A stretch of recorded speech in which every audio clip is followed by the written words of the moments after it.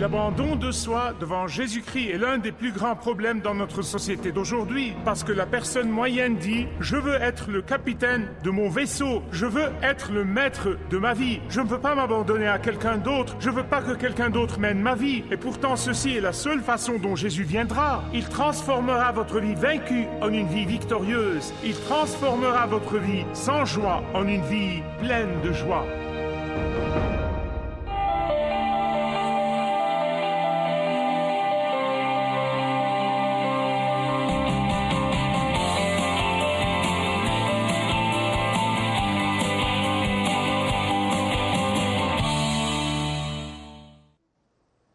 Une école d'église, pas une école de gouvernement et non pas une école qui avait un certain héritage chrétien et s'en est détournée. Je parle d'une école d'église.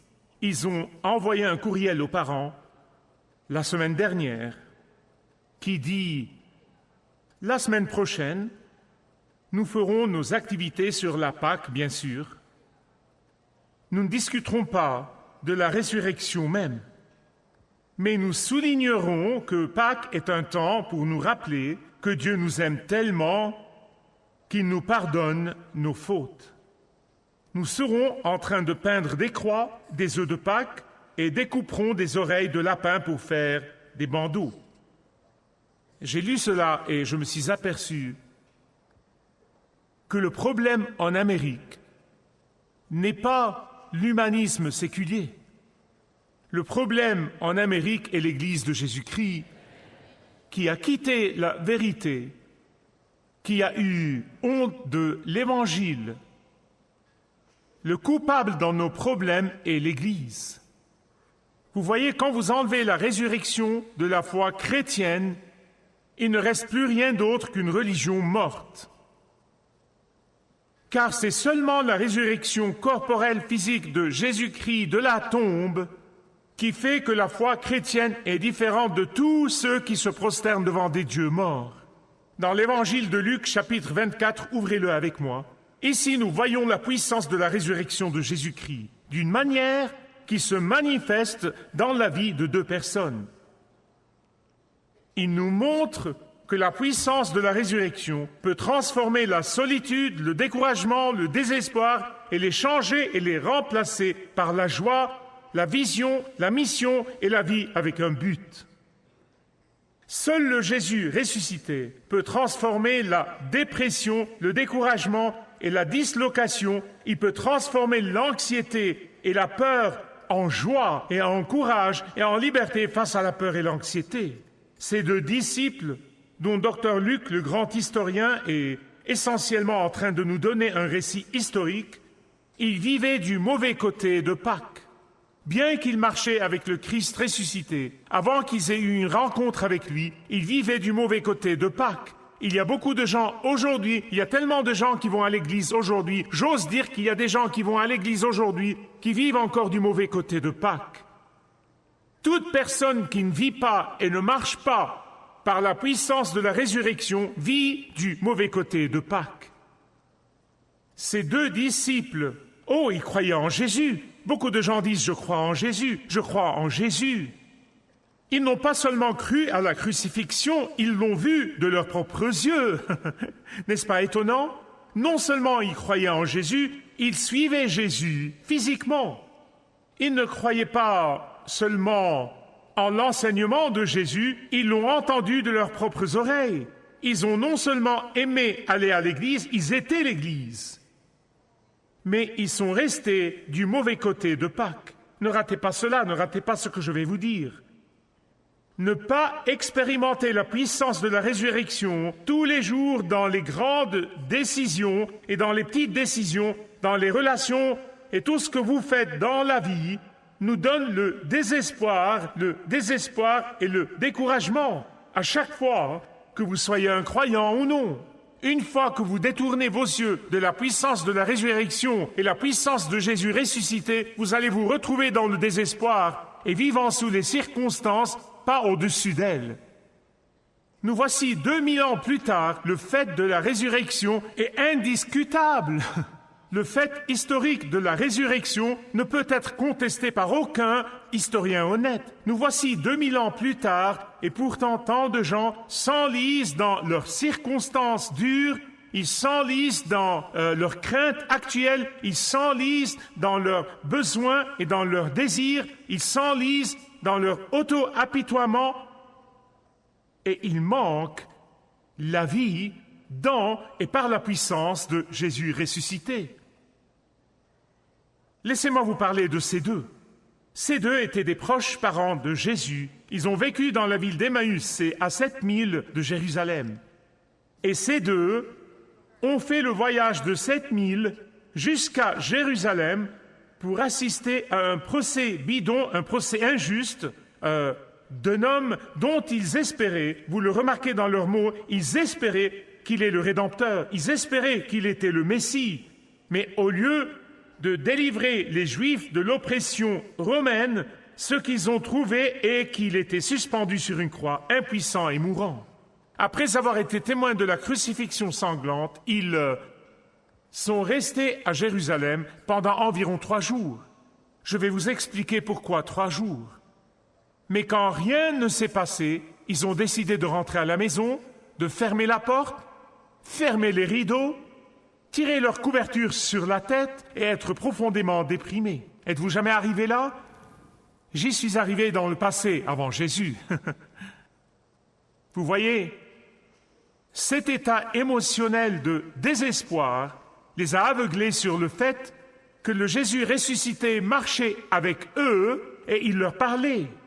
Cet état émotionnel de découragement a oblitéré leurs souvenirs des innombrables fois où Jésus leur a dit qu'il allait mourir et ressusciter, qu'il devait être remis aux mains des pécheurs, mais qu'il vivra de nouveau, qu'après la crucifixion, il y avait la glorification. Il a dit cela encore et encore et encore, mais tout cela a été effacé. Je voudrais vous montrer 3 choses que le Jésus ressuscité peut accomplir pour vous aujourd'hui, et vous, et vous, et vous. Que vous soyez une personne qui va à l'église 1 fois ou 2 fois par an ou tous les dimanches, je veux vous montrer 3 choses puissantes que le Jésus ressuscité peut accomplir pour vous. Tout d'abord, le Jésus ressuscité remet en question nos fausses suppositions. Deuxièmement, il corrige nos informations erronées. Et troisièmement, il nous convertit de la douleur à la puissance et au but. Regardez avec moi, s'il vous plaît, comme nous lisons ce passage. Le Jésus ressuscité défie toujours nos fausses suppositions. Chaque supposition qui ne tient pas compte de la puissance de la résurrection est une fausse supposition. J'ai eu de fausses suppositions avant et cela m'a causé toutes sortes de douleurs et je vous garantis, beaucoup d'entre vous en ont eu. Les fausses suppositions sont très dangereuses quand vous les séparez de la puissance de Jésus ressuscité. Ces 2 disciples d'Emmaüs ont attendu à Jérusalem jusqu'au 3e jour. Pourquoi le 3e jour? Pourquoi ont-ils attendu jusqu'au 3e jour? Parce qu'il y avait un mythe juif qui circulait et les gens le croyaient en ce temps. Et c'est que quand le corps meurt, l'esprit de la personne qui est morte plane autour de la tombe pendant 3 jours, puis retourne chez son Créateur. Et donc, quand le 3e jour est venu, et ils n'ont rien vu arriver de leurs propres yeux, ils ont décidé de rentrer chez eux, découragés et accablés et désespérés. S'il vous plaît, écoutez-moi, parce que je l'ai vu et probablement vous l'avez vu aussi. Comme je l'ai dit, je l'ai vécu moi-même. Si vous générez un cas dans votre tête basé sur de fausses hypothèses, vous serez déprimé, vous allez vous décourager. Je veux que vous pensiez avec moi, s'il vous plaît. Combien de gens ont-ils placé leurs espoirs, tous leurs espoirs, sur les possessions matérielles seulement pour découvrir qu'ils sont éphémères? Combien ont placé leurs rêves sur de fausses hypothèses pour trouver que leurs rêves ont été brisés? Combien de gens ont remis leur sécurité à quelqu'un qui les a laissés tomber royalement? Combien ont mis leur confiance en quelqu'un ou quelque chose seulement pour être trahis? Vous voyez, à chaque fois qu'il y a une fausse supposition, et quelle que soit la fausse supposition que vous avez aujourd'hui, le Jésus ressuscité aime défier cela. Seule la puissance de la résurrection de Jésus-Christ est vraiment éternel. Seule l'espérance en lui ne peut jamais être prise loin de vous. Seulement la joie qu'il vous donne est permanente. Seule la force en lui endure, quelles que soient les circonstances que vous traversez. Ainsi, ces deux disciples d'Emmaüs ont placé leur espérance en un mythe. Et quand il n'a pas eu lieu, ils sont devenus déprimés. Et ils sont allés à la maison. Ils ont perdu l'espoir, sont devenus découragés. Nous espérions, vous le voyez, nous espérions qu'il était le Sauveur, qu'il rachèterait Israël. Mais ils n'ont pas pu le reconnaître à cause des fausses hypothèses. Ils n'ont pas pu reconnaître que la croix même, qui était le maillet qui a brisé le rêve, était l'instrument de Dieu pour le rachat. Ils n'ont pas pu réaliser que le versement de son sang par toutes les pores de son corps sur la croix était le chemin vers la puissance de la résurrection, que la croix rude était l'instrument de Dieu pour amener à la vie éternelle tous ceux qui mettront leur foi entière en Jésus-Christ, que le tombeau même où Jésus a été enterré pendant seulement 3 jours était le lieu de sépulture permanent pour tous nos péchés et notre honte et la culpabilité de tous ceux qui placeront leur foi en Jésus-Christ. Alors la résurrection de Jésus défie nos hypothèses fausses, ce qui nous donne des ennuis tout le temps. Deuxièmement, la résurrection de Jésus corrige nos informations erronées ou nos formations partielles. Parfois, l'information partielle est défectueuse et égale à une information erronée. Et cela mène au découragement aussi. Les personnes les plus dangereuses sont les personnes avec des informations partielles ou défectueuses. Après que Jésus ait écouté ses 2 disciples, et il les a écoutés très attentivement, il a vu que leur problème était leur information erronée, cette information partielle. Et ainsi Jésus a commencé à les corriger. Regardez les versets 25 et 26 de Luc 24. « Ah, homme insensé, vous êtes bien lent à croire tout ce que les prophètes ont annoncé à mon sujet. Le Christ ne devait-il pas souffrir toutes ces choses avant d'entrer dans sa gloire ?» Bien-aimés, aujourd'hui, nous avons des gens très dangereux autour de nous. Certains d'entre eux occupent des chaires. Certains d'entre eux sont dans les églises ou des leaders d'église. Et ils causent aux gens des quantités innombrables de douleurs simplement parce qu'ils ont des informations erronées ou partielles au sujet de Jésus.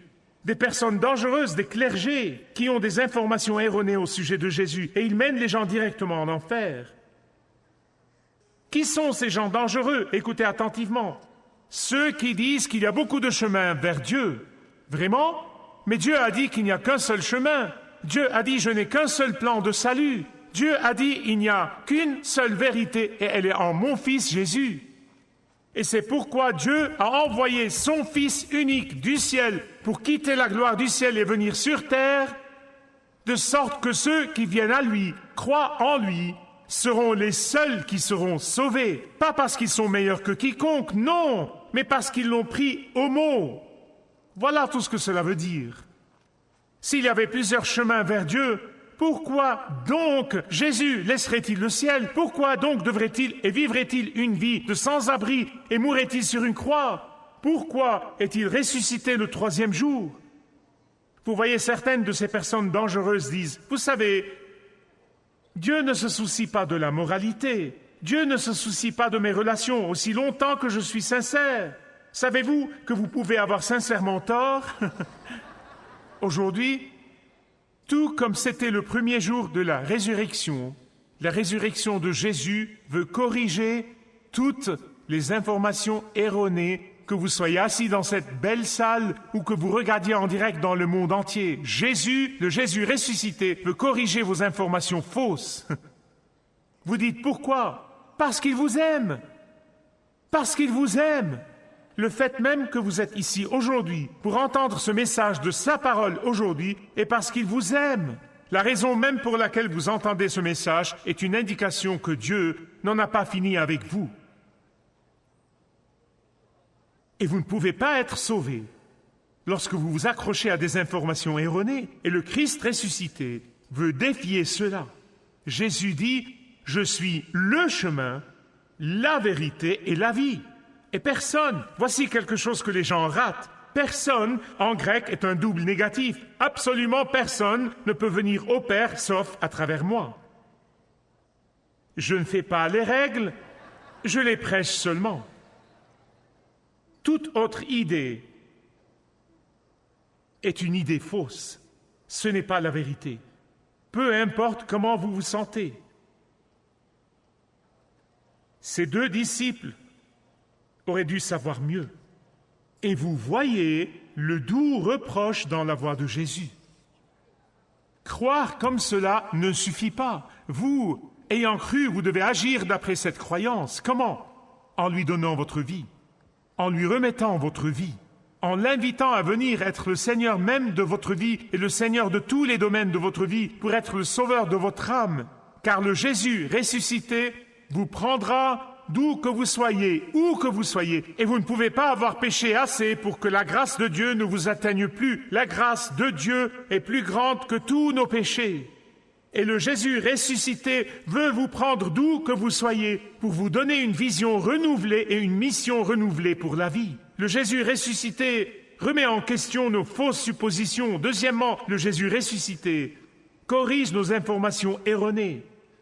Mais enfin, le Jésus ressuscité désire nous prendre de la dépression à la mission.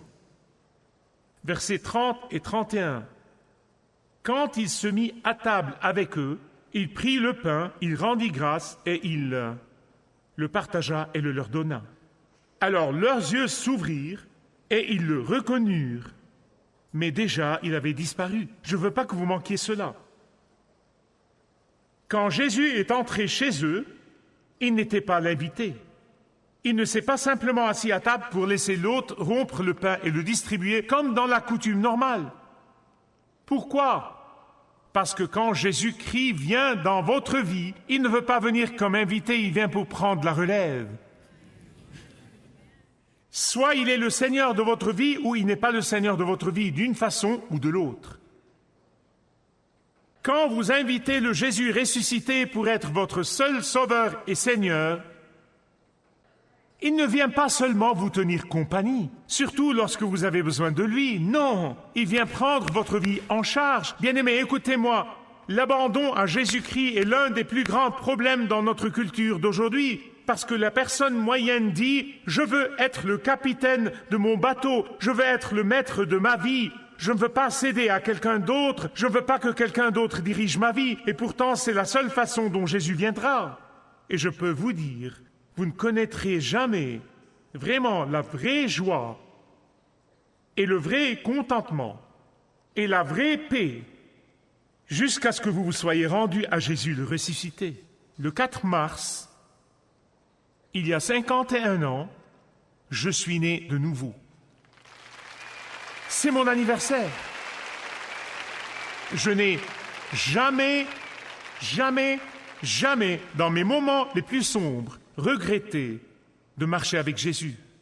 Parce que je sais que ce qu'il a fait pour moi, il le fera pour vous.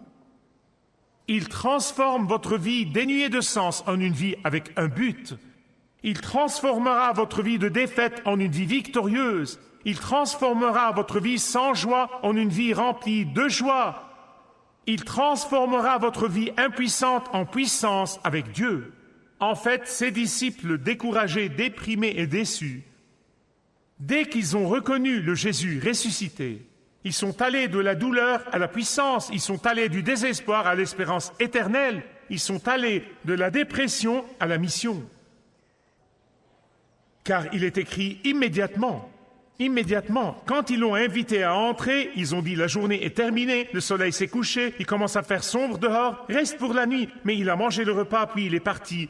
Alors c'était l'heure de dormir. Et laissez-moi vous dire quelque chose. À l'époque, ces 7000 de Jérusalem à Emmaüs étaient dangereux. Ils étaient probablement la route la plus dangereuse du monde.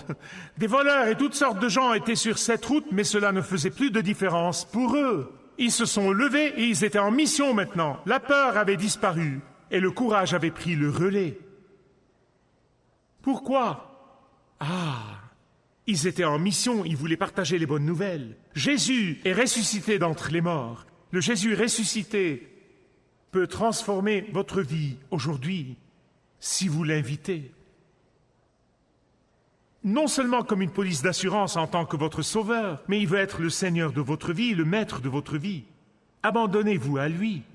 S'il y a quelqu'un ici qui a encore de fausses perceptions au sujet de qui Jésus est, je veux que vous écoutiez très attentivement au verset 27, c'est très important. C'est très important. Car, mes bien-aimés, c'est constamment diffusé devant nous dans notre société et notre culture. Jésus est juste un chemin. Il est le fondateur d'une religion comme les autres fondateurs de religion et tous ces trucs. Mais Jésus ne vient pas du vide. Il n'est pas apparu dans le vide. Jésus est le créateur de l'univers. Jésus est le seul qui est ressuscité des morts et qui ne mourra plus jamais. Jésus est le seul Messie que toutes les générations passées attendaient. Jésus est le seul qui ait été promis par Dieu le Père des milliers d'années avant qu'il se soit montré. Et alors regardez le verset 27. Voici ce que Jésus a fait pour eux, en commençant par Moïse. Pourquoi Moïse? Parce que c'est un fait connu. Et la Bible reconnaît que Moïse a écrit les 5 premiers livres de la Bible. La Pentateuque, comme nous les appelons, les 5 premiers livres. Donc, en commençant par Moïse, et tous les prophètes, il leur a montré comment ils parlaient tous de Jésus. Il n'est pas juste apparu. Il n'est pas juste l'un des fondateurs d'une religion. Qu'est-ce que Jésus leur a expliqué? Que leur a-t-il dit? En commençant par les livres de Moïse jusqu'à Malachie, que tous les prophètes, que toutes les prophéties ont parlé de la venue de Jésus. Ils ont parlé de sa naissance, ont parlé de sa vie, ont parlé de sa mort, ont parlé de sa résurrection, des milliers d'années avant sa naissance d'une vierge à Bethléem. Sans doute, il leur a montré que c'était de Jésus que Dieu le Père a parlé à Adam et Ève dans la Genèse chapitre 3, que c'était Jésus qui est le fruit de la femme, que Jésus est le prophète dont Moïse a prophétisé à son peuple dans le livre des Nombres, que Jésus est le serviteur souffrant dont Ésaïe avait parlé, que Jésus est la branche de la justice dans le livre de Jérémie, que Jésus est la plante qui donne l'ombre et donne son parfum dans le livre d'Ézéchiel, que Jésus est la pierre détachée sans l'intervention d'une main dans le livre de Daniel, que Jésus est la fleur de lys dans le livre d'Osée, que Jésus est l'espérance de son peuple dans le livre de Joël, que Jésus est le laboureur qui suit le moissonneur dans le livre d'Amos, que Jésus est la délivrance de la montagne de Sion dans le livre d'Abdias, et cela est juste une liste partielle. Alors je veux montrer à ceux d'entre vous qui ont peut-être toujours de fausses informations au sujet de Jésus que vous avez vraiment besoin d'une correction visuelle. Il n'est pas un parmi beaucoup, il est Jésus le seul. Il est le seul qui peut vous sauver et vous racheter éternellement. Il est le seul parce que Jésus est celui qui a dit qu'il est qui il est. Et donc, chaque être humain dans le monde entier, et ce message sera pris littéralement à 195 pays à travers le monde, parce qu'il est qui il a dit qu'il est, donc chaque être humain sur la face de la terre doit prendre une décision. Soit vous l'acceptez et recevez ses bénédictions, ou le rejetez et recevez les conséquences de votre rejet. En fait, quelque chose que j'ai remarqué comme je lisais l'Écriture cette semaine, dans ce passage ici, il y a 3 ouvertures qui ont eu lieu. Premièrement, Jésus a ouvert les Écritures devant eux. En second lieu, le Saint-Esprit a ouvert leurs yeux spirituels aveugles et ils ont commencé à voir. Et puis Dieu, le Père, a ouvert leur compréhension. Ils ont commencé à comprendre toutes les prophéties sur Jésus. Vous voyez, quand Dieu ouvre votre compréhension, la parole de Dieu défiera vos fausses suppositions.